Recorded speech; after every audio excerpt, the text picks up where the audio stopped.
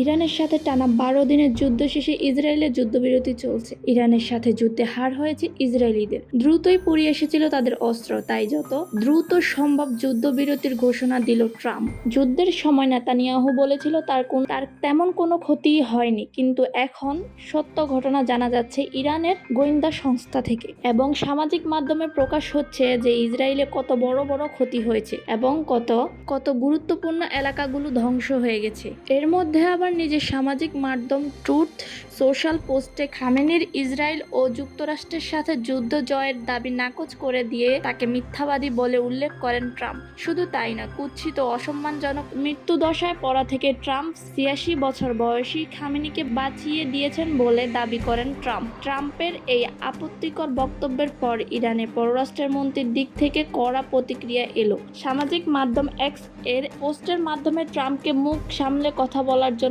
সতর্কতা জানান তিনি, না হলে এর পরিণতি খুবই ভয়াবহ হবে। ট্রাম্পের এই আপত্তিকর বক্তব্যের পর থেকে ইয়েমেনের হুতি বিদ্রোহীরা টার্গেট করে ইসরায়েলিদের, তাই যুদ্ধবিরতির পরও দক্ষিণ ইসরায়েলে গুরুত্বপূর্ণ শহরগুলোতে হঠাৎ মিসাইলের হামলা চালায় ইয়েমেন। যুদ্ধবিরতির পরও গাজায় হামলা বন্ধ করেনি ইসরায়েল। এই সব কিছুর জবাব দিতে ইসরায়েলিদের হারাম করতে আবার শক্তিশালী ব্যালিস্টিক মিসাইল দিয়ে হামলা করেছে ইয়েমেন। এখন আবার শুরু হয়েছে ইসরায়েলিদের আতঙ্ক। বেশিরভাগ ইসরায়েলিরা এখন নেতানিয়াহুর পদত্যাগের দাবি করছে। বাধ্য হয়ে নেতানিয়াহুকে গাজায় অগ্রসর ড্রোন হামলা এবং গুলিবর্ষণ বন্ধ করতে হচ্ছে। ইসরায়েলি আন্দোলনকারীদের আরও দাবি হচ্ছে যে তাদের গাজার সমস্ত বন্দিবাসীদেরকে মুক্ত করতে হবে।